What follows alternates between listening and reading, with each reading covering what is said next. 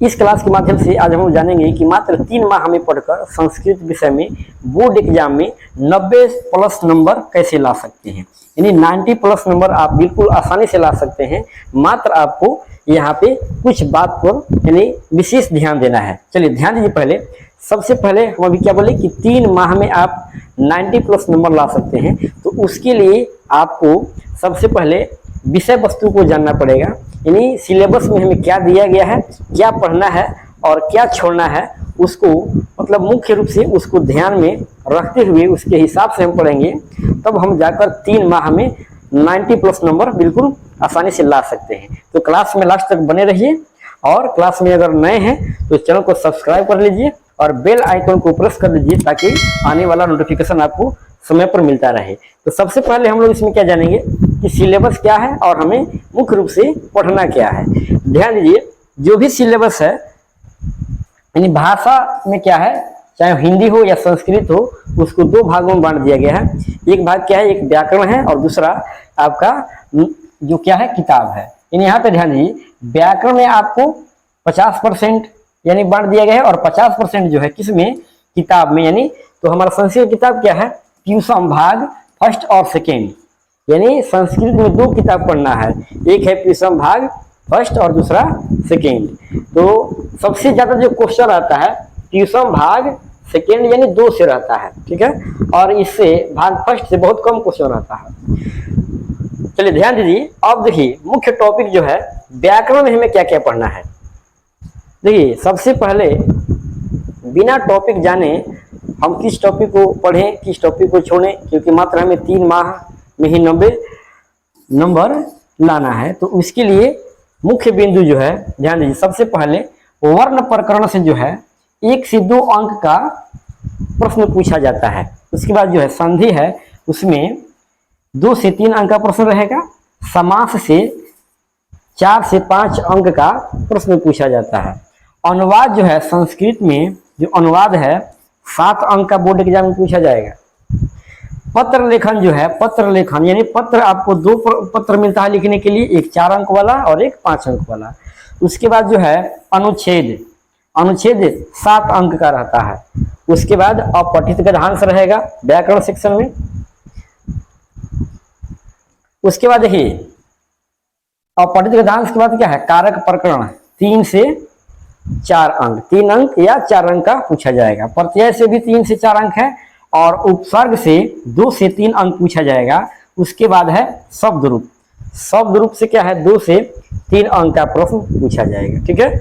अब देखिए ये तो हुआ केवल हमारा मतलब व्याकरण सेक्शन। उसके बाद देखिए किताब में क्या क्या रहेगा।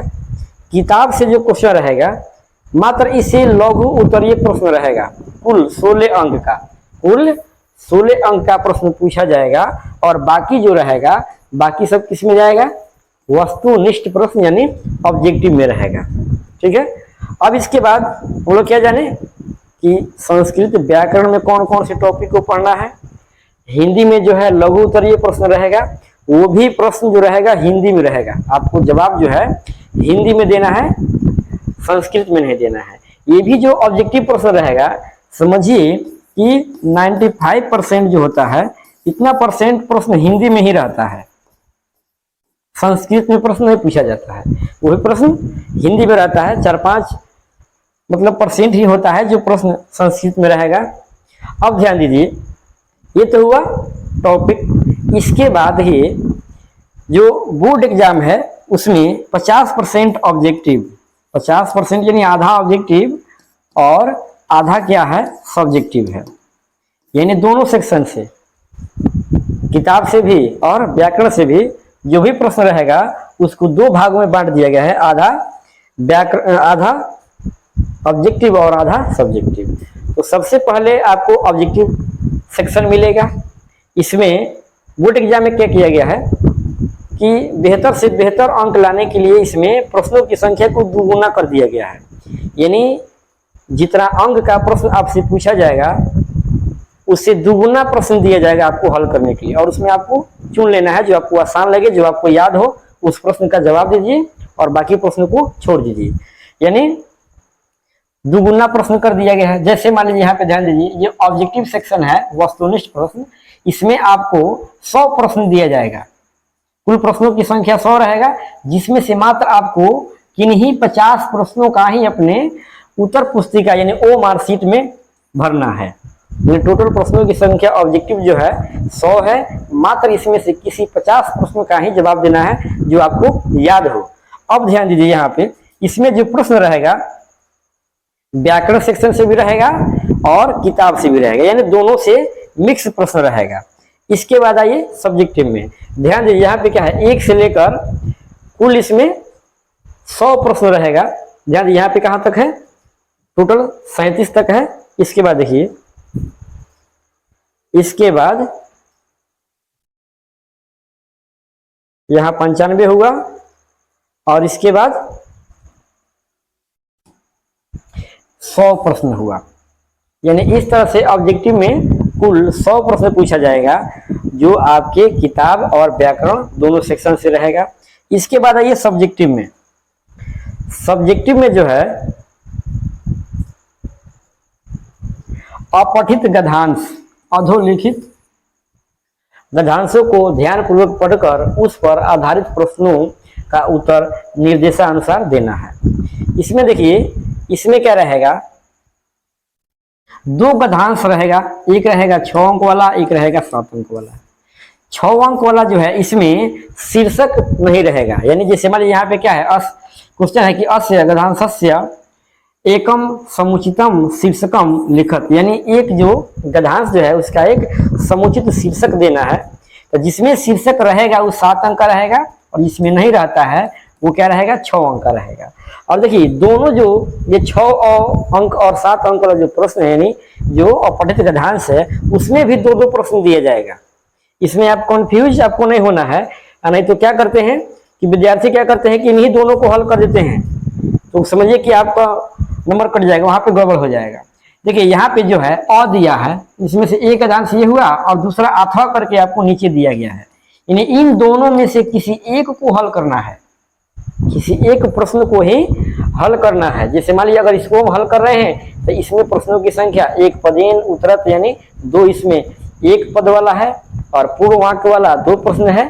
इस तरह से 2 अंक और ये 4 अंक 6 अंक हुआ, और एक शीर्षक 7 अंक हुआ। तो इसको बनाइए तो इतना प्रश्नों का आपको जवाब देना पड़ेगा। अगर इसको नहीं बनाकर इसको बना रहे हैं, यानी आपको जो आसान लगे वही बनाइए। तो अगर आप इसको बना रहे हैं तो इतना प्रश्नों का आपको जवाब देना है। तो दोनों में से किसी एक प्रश्न को ही बनाइएगा, इस बात पर ध्यान दीजिएगा। चलिए अगला देखिए, इन्हें अब 6 अंक वाला देखिए। यहाँ पे सेक्शन क्या था, यहाँ पे है अ, ठीक है, यानी ये सेक्शन किसका, खंड ब का अ है। अब देखिए अ के बाद क्या आएगा, बो आएगा। यानी यहाँ पे देखिए, यहाँ पे ब में कह रहा है, ये देखिए एक ये गद्यांश है, अगला गद्यांश यहाँ पे है अथवा करके दिया है, यानी ये 6 अंक वाला है। अभी हम लोग क्या पहले देखिए 7 अंक वाला, और यहाँ से जो है ये गद्यांश और अथवा करके जो यहाँ पे दिया है, ये दोनों क्या है, 6 अंक वाला है। अब इन दोनों में से आपको चुन लेना है और किसी एक को बनाना है। इसमें समुचित शीर्षक नहीं दिया है, देख लीजिए। एक पदेन उत्तरत जो है 2 प्रश्न है, यानी 2 अंक का है, और पूर्व वाक्यन 2 प्रश्न है, यानी 2 दूना कितना, 4 अंक का है। इस तरह से कितना, 6 अंक हुआ। यहाँ पे जैसे मान लीजिए अथवा करके दिया है, इसमें भी कितना, 6 अंक ही होगा। यहाँ पे देखिए,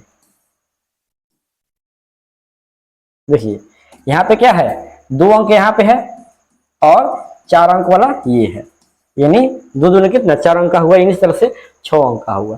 यानी गद्यांश में कुल प्रश्नों की संख्या 4 रहेगा, जिसमें से दोनों सेक्शन में से हमें चुन लेना है। एक एक जो हल्का लगेगा उसको हम बनाएंगे और भारी वाला छोड़ देंगे। इसके बाद देखिए प्रश्न संख्या 2 में, निम्नलिखित में से किन्हीं 2 प्रश्नों के उत्तर लिखें।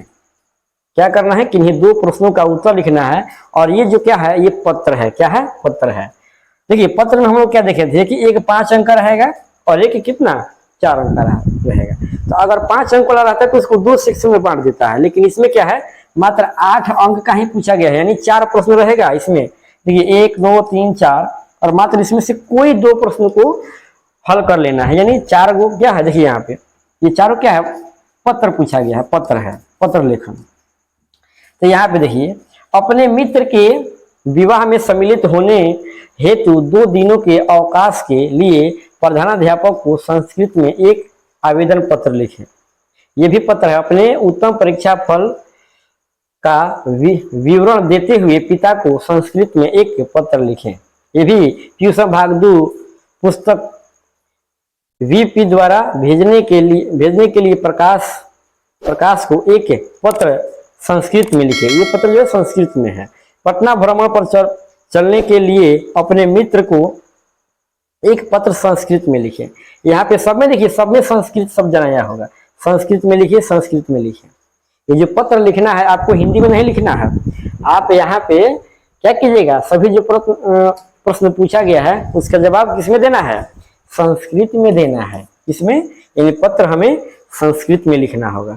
चलिए अगला प्रश्न जो देखिए, यानी इसमें क्या देखें हम लोग कि 4 प्रश्न है, यानी पत्रों की संख्या 4 है जिसमें 2 पत्र लिखना है। चलिए उसके बाद देखिए, अधोलिखित में से किन्हीं एक विषय पर 7 वाक्यों में एक अनुच्छेद संस्कृत में लिखें। यानी इसमें देखिए सरस्वती पूजा है, परोपकार है, संस्कृत भाषा या महत्वम और दीपोत्सव यानी दीपावली और भारतवर्ष। यानी 5 टॉपिक आपको दिया गया है।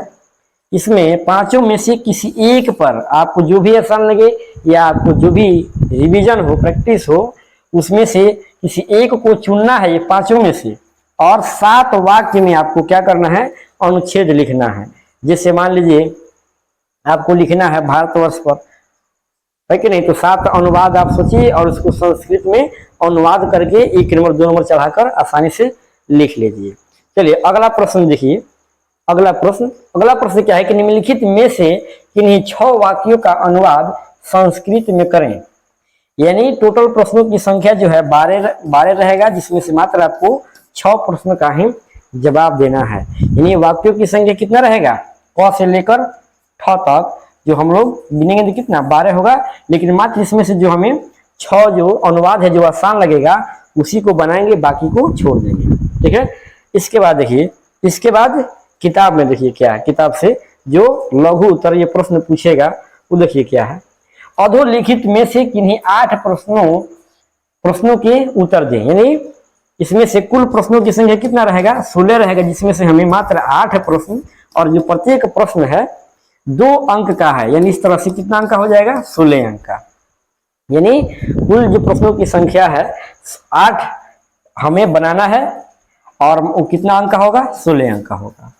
अब ये जो प्रश्न है सभी प्रश्नों का जवाब हमें हिंदी में देना है। क्या करना है, हिंदी में देना है, इसलिए ये काफी आसान हो जाता है। तो इस तरह से ये आपका संस्कृत में एक तरह से पैटर्न दिया गया है किस तरह से पूछा जाएगा, और ये 2024 में पूछा हुआ क्वेश्चन है। प्रथम पाली में आप देख सकते हैं कि 2024 में जो प्रथम पाली में प्रश्न पूछा गया है वही आप यहाँ पे समझ रहे हैं। ध्यान दीजिए, यहाँ पे 2024 प्रथम पाली फर्स्ट सिटिंग में जो भी प्रश्न पूछा गया था उसी के माध्यम से हम लोग समझे। और